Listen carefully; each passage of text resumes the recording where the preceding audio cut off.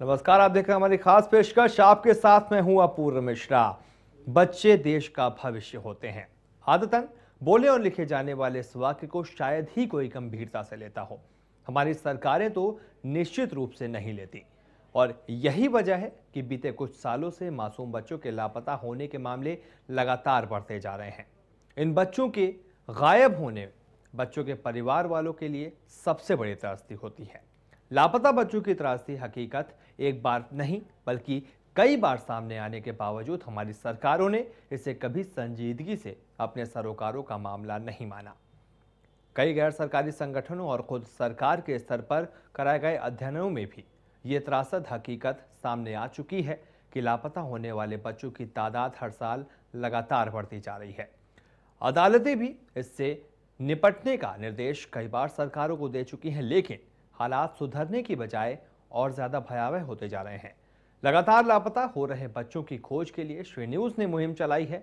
आप भी इस मुहिम में हमारे साथ जुड़िए, क्योंकि बच्चों की सुरक्षा और उन्हें गुम होने से बचाना है हक आपका।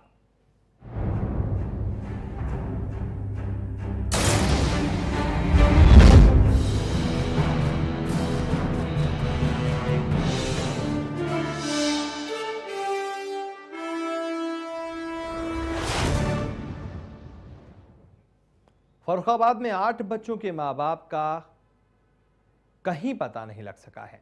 इन सभी बच्चों को लावारिस अवस्था में पाया गया था। अब अपने माता पिता के इंतजार में ये बच्चे बाल गृह में रह रहे हैं। वहीं फर्रुखाबाद पुलिस के रिकॉर्ड में फर्रुखाबाद से 5 महीने में 4 बच्चों के गायब होने का मामला दर्ज है।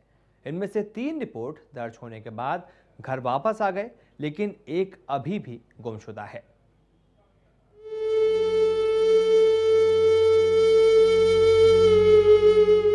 मां के कलेजे का टुकड़ा जब से गया, तब से जिंदगी में ही अंधेरा छा गया। बहुत ढूंढा, बहुत तलाशा, लेकिन कहीं सुराग नहीं लगा। उम्मीद लेकर पुलिस अफसरों से गुहार लगाई। सरकार ने व्यवस्था भी की है कि ऐसे मामलों में तुरंत रिपोर्ट दर्ज हो, लेकिन थाने में तो दरोगा जी का अपना कानून चलता है। कई दिन दौड़ने के बाद अगर दरोगा जी को रहम आ गया तो गुमशुदगी की सूचना दर्ज कर दी। आंकड़े अब आईना नहीं रहे, इसीलिए अदम गोंडवी का शेर यहाँ बेहद सटीक तरीके से हालात बयां करता है। सरकारी फाइलों में गांव का मौसम गुलाबी है, ये आंकड़े फर्जी, ये दावे किताबी है। जी हां, फर्रुखाबाद में पुलिस के पास जनवरी के बाद 5वें यानी मई महीने तक 4 बच्चों की गुमशुदगी का मामला दर्ज है। इनमें से कुसमुल्लापुर की सोनी अब तक वापस नहीं लौटी, लेकिन राहत की बात है कि बाकी लापता हुए नफीस, बबली और रानी घर वापस आ गए। इन आंकड़ों से पुलिस अपनी पीठ ठोक रही है, लेकिन हकीकत उन माँ बाप से पूछिए जो थाने के चक्कर लगा लगा कर थक चुके हैं। उनके बच्चे अब तक लापता हैं। खुद फर्रुखाबाद के बाल गृह में ऐसे 8 बच्चे हैं जिनके माँ बाप का पता नहीं लग सका है। अब आइए बाल गृह में रह रहे बच्चों के दर्द को महसूस करें। 8 साल के संजेश को 27 जून 2013 को पांचाल घाट पुलिस बाल कल्याण समिति लेकर आई थी। संजेश ने अपने पापा का नाम वीरेंद्र और मां का नाम उषा बताया, लेकिन गांव का नाम नहीं बता पाने से बात अटक गई। संजेश 2 साल से बाल गृह में रह रहा है। संजेश को किशोर न्याय अधिनियम की धारा 42 के तहत कायमगंज के अतुल सक्सेना को फास्टर केयर के लिए दे दिया गया। अब वही संजेश का पालन पोषण कर रहे हैं। फिलहाल संजेश अपने माँ बाप से बहुत दूर है। वहीं बाल गृह में रह रहे रजत, अंकित और अजय के माता पिता और गांव मोहल्ले की जानकारी नहीं हो सकी है, इसीलिए वो मां के आंचल से दूर है। यहाँ रह रहा साजिद अपने पिता का नाम कलीम और घर हरदोई बताता है। हरदोई का गांव मालूम नहीं होने से साजिद भी परिवार से दूर है। राजू 2008 में घायल अवस्था में मऊ दरवाजा थाना क्षेत्र में मिला था। राजू अपने घर के बारे में कोई जानकारी नहीं बता पाया। अभिषेक की कहानी भी अजब है। वो अपने ताऊ के उत्पीड़न की वजह से घर से भाग आया। घर से बाहर निकला तो नशाखोरों के चक्कर में फंस गया और दिल्ली पहुंच गया। चाइल्ड हेल्पलाइन ने उसे नशा मुक्ति केंद्र में भर्ती कराया। इसके बाद बाल कल्याण समिति दिल्ली ने उसे फर्रुखाबाद बाल कल्याण समिति के पास भेज दिया। दीपक ने अपना घर नगला कलान में बताया है। बाल कल्याण समिति ने दीपक के परिवार से संपर्क किया, पर हर किसी ने दीपक को अपनाने से ही मना कर दिया। जो 8 बच्चे हमारे पास थे जिनके माँ बाप का पता नहीं लगा सके हम लोग, क्योंकि बच्चों के द्वारा कोई नाम पता नहीं दिया गया है। जिनका दिया गया भी है वहाँ कोशिश करते हैं तो पता लगता है कि वो उस नाम पते पर कोई व्यक्ति नहीं मिल रहा है, इसलिए इस समय वो बच्चे हमारे बालगृह में रह रहे हैं। हालांकि कानपुर जोन के डीआईजी का कहना है कि फिलहाल कानपुर जोन में कोई ऐसा गिरोह नहीं है जो बच्चों को गायब करने का काम करता हो। इन जनपद जैसे फर्रुखाबाद हो गया, कन्नौज या कानपुर देहात, इन सब जगह से बच्चा जो है अगर गायब होता है, ज़्यादातर वो रुख करता है बड़े शहरों की तरफ। ठीक है, तो कुछ हब्स होते हैं जहाँ पे हम लोगों ने ये देखा है कि मैक्सिमम बच्चों की ट्रांजिट होती है, और ज़्यादातर ऐसे कोई केसेस नहीं मिले हैं कि कोई ऑर्गेनाइज्ड क्रिमिनल या क्राइम गैंग के तहत बच्चों की स्मगलिंग की जा रही है। परंतु हम लोग इस पर भी सतर्क है, इस पर भी देख रहे हैं और प्रयास ये कर रहे हैं कि ऐसे घटनाएं कम से कम। बच्चों की गुमशुदगी से जहां बच्चों का भविष्य और अस्तित्व खतरे में पड़ जाता है, वहीं माँ बाप के लिए उनके बच्चों का उनसे जुदा हो जाना किसी भयावह त्रासदी से कम नहीं होता। इसीलिए जरूरी है कि माता पिता अपने बच्चों की सुरक्षा के प्रति सतर्क रहें। वहीं शासन और प्रशासन गुमशुदा बच्चों की तलाशी के लिए पुख्ता व्यवस्था भी करे। फर्रुखाबाद से अनिल शेखर वर्मा, श्री न्यूज।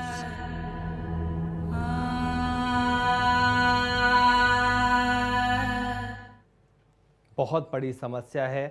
दिखने में भले ही छोटी हो, किसी की नज़र न गई हो, लेकिन अगर ध्यान दिया जाए तो हर 8 मिनट में हमारे भारत से एक बच्चा गायब हो रहा है। कहाँ जाते हैं ये बच्चे? कौन इन्हें किडनैप करते हैं? कौन सा गिरोह है इसके पीछे? और इन बच्चों के साथ क्या होता है? इन बच्चों से क्या करवाया जाता है? इन्हें कहाँ ले जाया जाता है? किसी को नहीं पता। सरकारें दावे करती हैं, लोगों की सुरक्षा के दावे करती हैं, लेकिन अगर भारतीय लोकतंत्र में, हमारी लोकतांत्रिक व्यवस्था में हर भारतवासी की सुरक्षा का जिम्मा सरकार पर है, तो क्यों हर 8 मिनट में एक बच्चा गायब हो जाता है?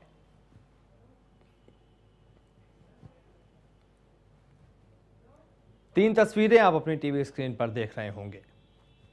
फर्रुखाबाद, डरावने आंकड़े, और नोएडा।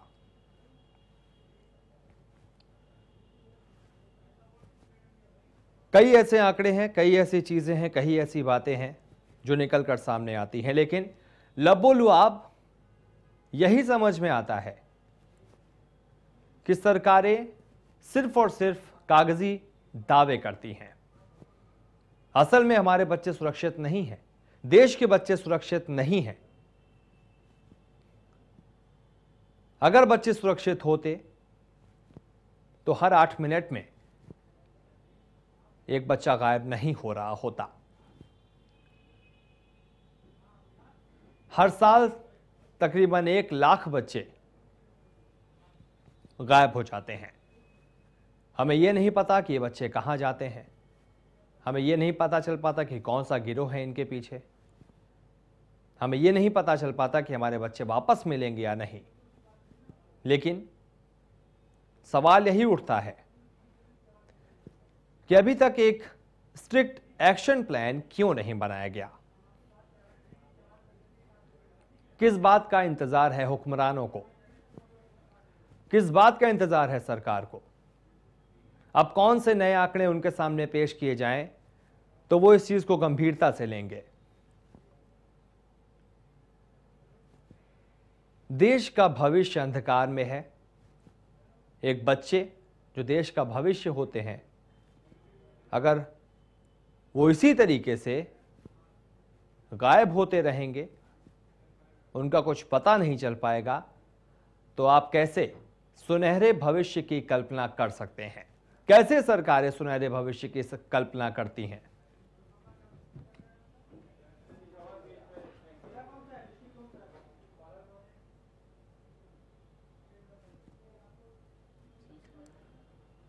अपने बच्चों की सुरक्षा अब आपका हक है, आपकी जिम्मेदारी है।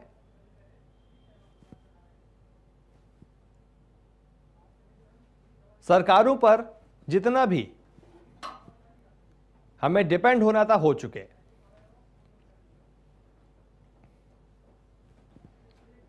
अगर सरकार पर ही हम डिपेंड रहेंगे तो इसी तरीके से आंकड़े बढ़ते जाएंगे।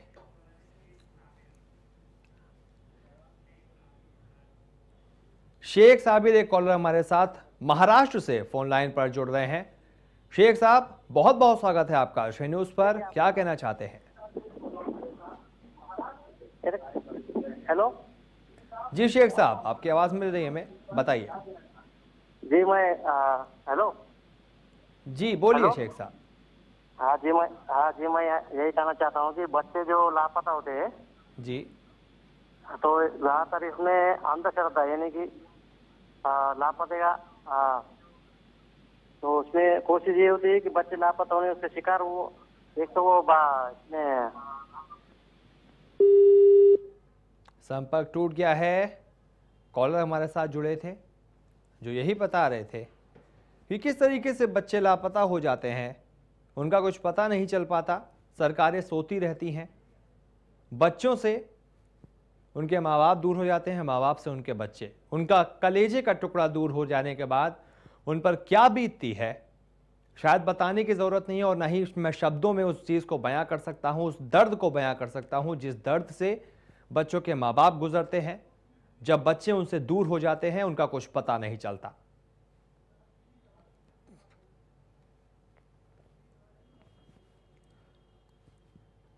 पिछले 3 सालों के अगर आंकड़ों की बात करें तो कई लाख बच्चे गायब हो चुके हैं। राजधानी दिल्ली के त्रिलोकपुरी से हमारे साथ एक कॉलर बाबू अली जुड़ रहे हैं। बाबू जी, बहुत बहुत स्वागत है आपका। क्या कहना चाहते हैं आप? जी, मैं कहना ये चाहता हूँ कि दूसरों पर इल्जाम लगाना, गवर्नमेंट क्या करे, कब प्लान बने, कैसे बने, ये बात ठीक है। गवर्नमेंट को प्लान बनाना चाहिए, हमारे ऑफिसर्स को काम करना चाहिए, लेकिन हमारे जिनके बच्चे गायब होते हैं उनकी कुछ जिम्मेदारी है। हमारी जिम्मेदारी ये है, हमारे छोटे बच्चे हैं, रात को खेल रहे हैं, 10-10 बजे तक लोगों के बच्चे मैं देखता हूँ सड़कों पर खेलते हुए, तो उनकी भी एक जिम्मेदारी है। हमारा बच्चा किस टाइम कहाँ खेल रहा है, स्कूल जाता है, किस टाइम छोड़ के आए हैं, कब उसने आना है। 2 बजे बच्चा घर आना चाहिए था, 4 बज गया, फिक्र नहीं है, तो माँ बाप की जिम्मेदारी बनती है। तो अगर हम लोग जी अपनी जिम्मेदारी नहीं निभाएंगे और सिर्फ सरकार पे, प्रशासन पे ही इल्जाम रखते रहेंगे तो ये बात जहां तक मुझे पता है हर माँ बाप अपनी जिम्मेदारी निभाते हैं, और हर माँ बाप, कोई माँ बाप ये नहीं चाहेगा कि उनके बच्चे गायब हो जाएं। सबको खुली हवा में सांस लेने का अधिकार है, सारे बच्चों को बाहर खेलने का अधिकार है। सरकारें